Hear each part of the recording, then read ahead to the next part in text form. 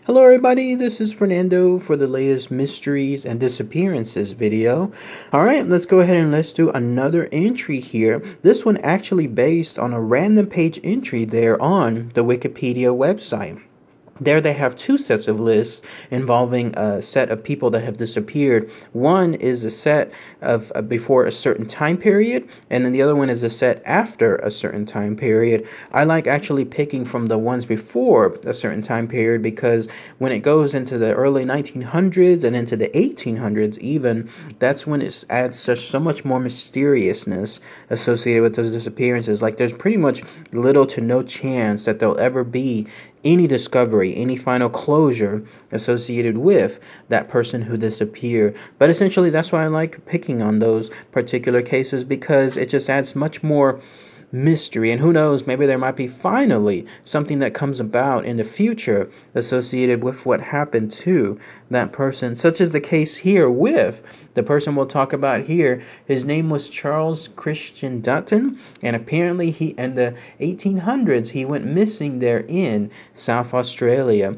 And the reason why I also picked this is because I'll talk about it here more in a minute, but it reminded me of an area that I went to near Tyler, Texas a couple of years back, which was very similar to what occurred here. So let's go ahead and let's talk about all the brief, but in this case important information tied to the disappearance of Charles Christian Dutton. So who was this man? Actually, there's still a lot of mystery surrounding him in terms of exact dates, not even the date of birth as far as I could find, or even a picture tied to him as well. It's presumed that he was born sometime in the very early 1800s, probably around the 1800s till about the 1815, 1820 time period. And he was born to a father by the name of John Dutton. But the way I was reading the information, it seemed like John Dutton then went with his brother named Henry Dutton over to Singleton, New South Wales, and there they set up some kind of shop, some kind of retail store, or some store of some sort. And then during that time period, his son, Charles Dutton, must have stayed behind. But somewhere along the way, that partnership between the two brothers broke up, and that's when things took just a different turn. It looks like they tried to set up something else. The father did, at least, with some kind of area there in Queensland. But either way, though, Charles Dutton, the one we're talking about here in terms of disappearance, he arrived in turn in South Australia in March of 1838. By this point, he may or may not have jumped back and forth between England and Australia. This is because somewhere along the way, he ended up actually having a wife by the name of Ellen. And then they ended up settling again in that same area in South Australia. So either A, he had some kind of traveling done and picked up his wife in England, or did so in Australia. Still, it's just left up for debate. And then afterward, he was there in South Australia getting certain jobs. One is that as a clerk there in the Supreme Court. And then later on, he ended up being a sheriff as well. But somewhere during that time period, too, he finally decided to set up shop with what's called a cattle station. There's plenty of those here in the Texas area. These cattle stations are pretty much just done for one thing only, and that is to raise, breed, and then eventually sell livestock. And in most cases, it's usually cows, something along those lines. But still, this cattle station was named Piawarta, and it happened to be there in a location that was near some Aboriginals, in particular the Nau and the Barngarla people, who were known to have hostile raids done to the areas there, or the places there in that location. So here you have, in this case, Charles Dutton, and then he had his wife, and then apparently he had some children that were born during around that time period too. And in fact, he ended up having another son, and then a daughter, and then also another daughter, and then all of these children ended up living with him in that dangerous area, because again, there were so many of these hostile raids that were occurring by these Aboriginals. Maybe at first it was okay, but then afterward things just took a different turn, and when that happened, that's when they decided to move someplace else, and that's when they went to an area called Adelaide. It seems like first he took his wife and his children to that location location, they set up something there, and then that way they could in turn have him come back over to their cattle station and then do the long, arduous journey in terms of moving hundreds of cattle from point A to point B. You got to remember, this was the early 1800s.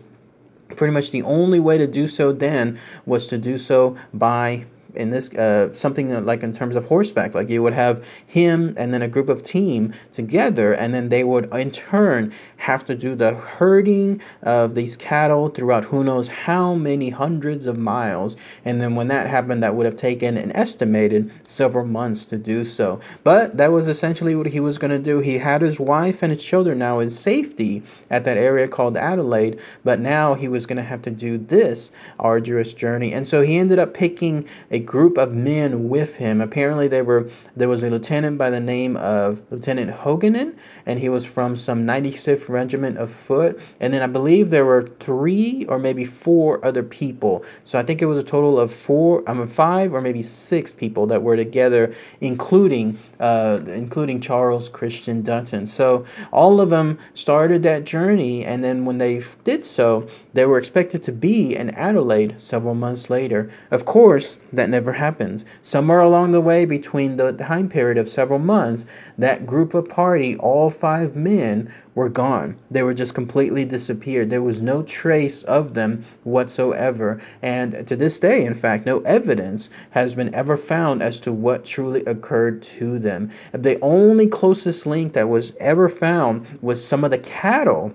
I'm guessing that there was some kind of branding that was done to the cattle too, to indicate that that was part of his cattle station. Some of the cattle were seen roaming about some of the area afterward, but that was it. There was nothing else in terms of what happened to those 5 men. No clothing, no indications, no hats, nothing. Not even the horses. Nothing was found in terms of their party. Now, obviously, the assumption is this. Somewhere along the way, while they were going with that corralling of this cattle, again, it's a long, arduous task considering how much cattle that they have to keep herding and then make sure that they stay with the cattle and protect them at the same time. Somewhere along the way, there was a set of Barngarla people that decided to be there at an area called Waila. I guess that's what it's called today. And this is presumed that these set of people actually are the ones that attacked them. Evidence comes from this. There's apparently on March 29th,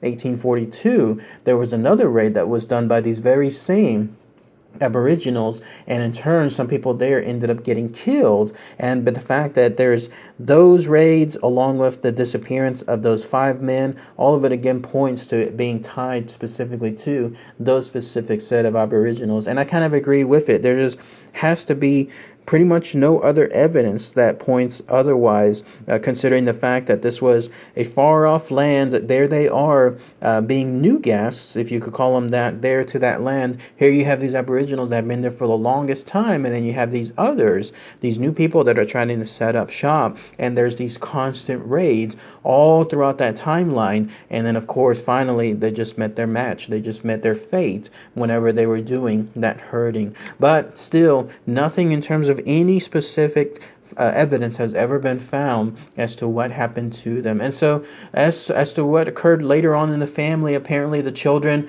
grew up and some of them ended up having some prominent positions later on in his life. And his wife, who then became a widow, actually ended up marrying again to a gentleman, this time by the name of Thomas Bonhausen. And then afterward, there was a location that was named after Charles. In this case, if you go to Mount Dutton Bay, that's essentially named after him. So those of you that happen to be there in Australia, if you know of Mount Dutton Bay, next time you're there, realize again that it's named after the disappearance of this gentleman, Charles Christian Dutton. But again, so sad whenever I was reading this information, because it reminded me of one trip that I took maybe about 3 or 4 years ago there to Tyler, Texas. In fact, you're looking at a picture of it now. If you go there, there's an area close by to Tyler called Battle Creek Burial Ground, and I had to pay visit there because it's a haunted location, but also because there was a sad circumstance that occurred there too. There in the early days of Texas, there was a set of 25 early surveyors, 25 Texans that were there just trying to find out more about the location. But unfortunately, they were ambushed by some of the natives that actually lived there. In this case, they were Kickapoo Indians.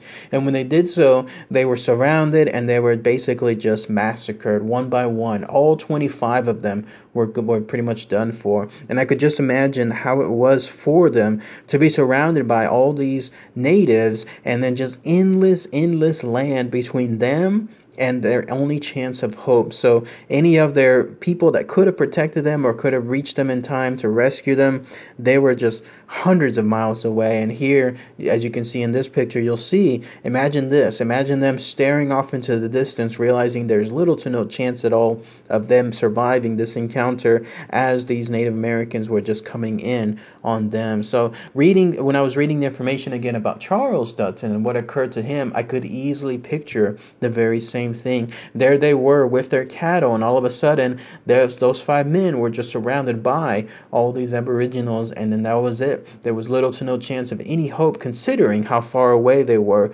from everyone else. But if anyone has any more information, anything else might have missed, please post those comments below. Who knows essentially what happened to the body of Charles Christian Dutton and those men that were there too. Presumably they're buried out there somewhere.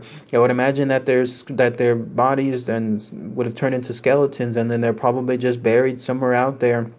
And if maybe someday somebody during some kind of development will come across those particular bodies, and when they do so, then at least they'll be able to find some closure then. All right, everybody. Thanks again as always. Take care. Bye.